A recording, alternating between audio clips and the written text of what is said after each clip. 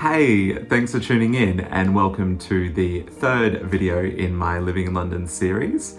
So today's video, I'm going to focus on the cost of living in London and what it costs me in a typical month. I'm going to cover off all the main categories where my spend goes. So that will be housing, food, transport, bills and other expenses, and then recreational spend. So what I leave aside for myself each week to spend on social activities and other events. After that, I'm going to come up with what my total monthly spend is and share that with you. Hopefully you'll find it helpful. Hopefully it'll give you some insight into the types of things you'll spend your money on when you live in London and what sort of brackets that cost is in. Obviously, as I said, my spending will be very specific to my circumstances and you may have a different experience. Hopefully me running through my expenses gives you a bit of an insight into the typical kind of living costs you could be facing in London.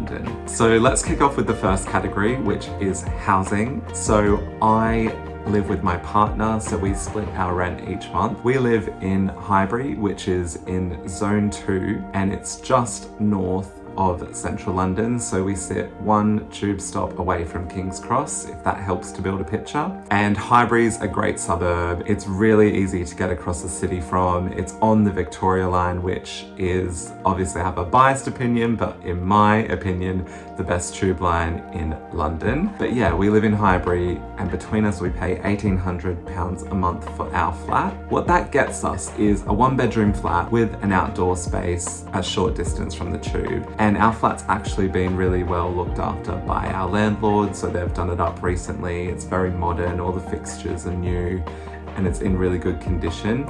I do know of horror stories of people who actually pay more than us and end up in tiny shoeboxes with mold issues, and so I know we're quite blessed with our living experience. But yeah, between us we split £1,800 a month, so it costs £900 each. So I'm going to add 900 to my monthly budget tracker so we can tally it all up at the end. Next up is food. So my partner and I love eating, and we probably splurge a little bit too much on our grocery spend. We definitely go through phases with how we spend our money on our groceries. So quite often we'll join the food box clubs, so things like HelloFresh or Gusto. At the moment we're doing a vegan one actually called Planthood. This is definitely not a sponsored promotion for it, but Planthood has been hands down my favorite. I never thought I'd like a vegan meal. These have been delicious and we've been hooked on them for 6 months, so highly recommend Planthood. But because we're doing these box meals as our weekday dinners, it means that our spend for our groceries is a lot higher than we could be making it if we were buying all of our grocery ingredients from a supermarket. So typically we spend about £110 is what we budget between us each week for our grocery spend, and that includes our box meals and then a trip to Waitrose where we buy yogurt and granola for the week for our breakfast, our lunches, sandwiches and crackers and avocado. I just realized how millennial I'm sounding by talking about these meals. It also includes a bit of a spend for little snacks and dessert and stuff. So typically each month I put away £220 for my grocery spend, which I then combine with my partner's £220.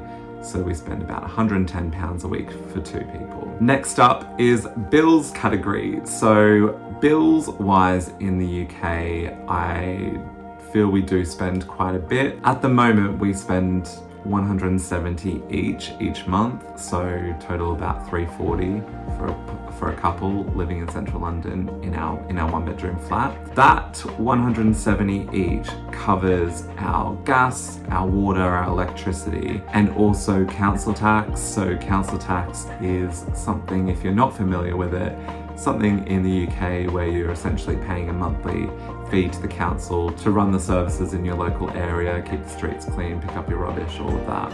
The 170 also includes our phone bill, we're with O2, and our broadband bill, which we're with Virgin Media for that. So yeah, 170, add that to my tally for the monthly spend as well.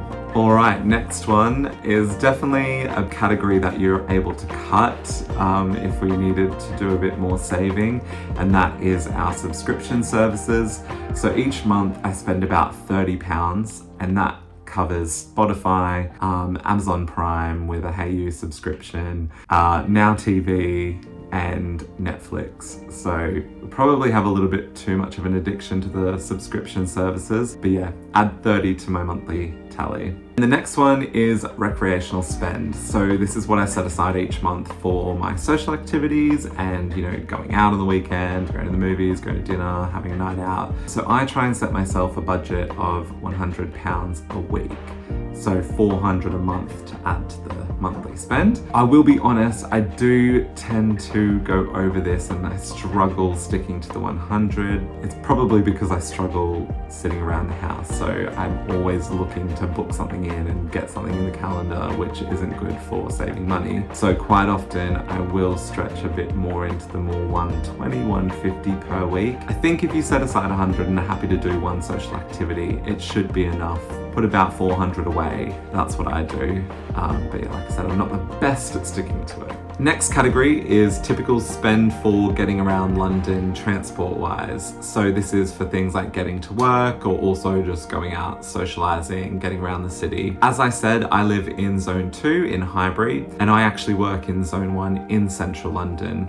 So typically I'd get the tube into work. Because I live in Zone 2, it's actually cheaper for me to jump into Zone 1 than if I was further out. So there is a little bit of a saving for being closer in terms of transport costs. However, obviously rents increase quite a lot as you get closer in, so it definitely doesn't balance out. It's still cheaper to live further out. So for me, typically traveling into work via the tube would cost about £7 to £8 return each day. Of course, a lot of jobs these days post-COVID now offer flexible working, so I myself only go in 2 or 3 days a week, so don't have to pay that cost every day of the week, which is nice. However, I also set aside some money each week for travel to and from social events and connecting around London on the weekends, which I usually put about 15 aside for that. All in all, for travel to work a couple of days a week and travel on the weekends, I usually put aside about £140 for travel for a month.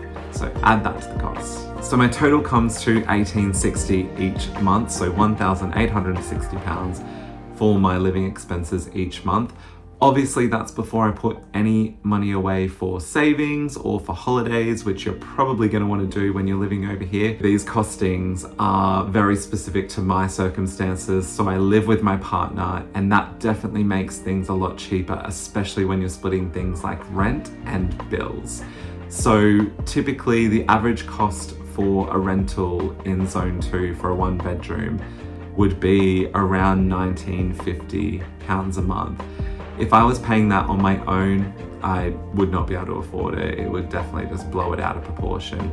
So that's why a lot of people, if you're not in a relationship or you don't have someone you want to move into a one-bedder with, it's generally a lot cheaper to go for a share house type situation. When I first moved here, I was living with my partner, another couple, and one of our friends in a 4-bedroom house. Our friend who was living with us was able to get a really good deal because they were splitting with 5 other people. So I think they were paying about £420 a month, which is really cheap for London. And they were only in Zone 3, so we weren't even that far out of the city. So there are ways to make it much more affordable if you're not in a partnership or you don't have other people you're moving in with. But yeah, I just want you to keep that in mind, that these expenses I've listed are obviously very specific to my circumstance and yours may be different. But hopefully it gave you a bit of an insight into what the costs are that you might face when you're in London. If you have any questions about any expenses in London or you want any advice, please reach out. I've had a few comments now in my videos, which I'm loving, so please do pop a comment down.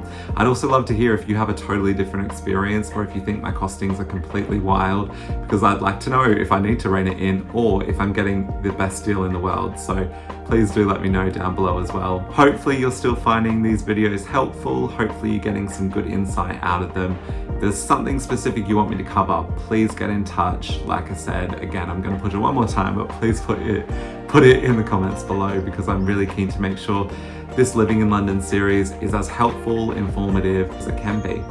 So thanks again for watching, and I'll see you soon. Bye.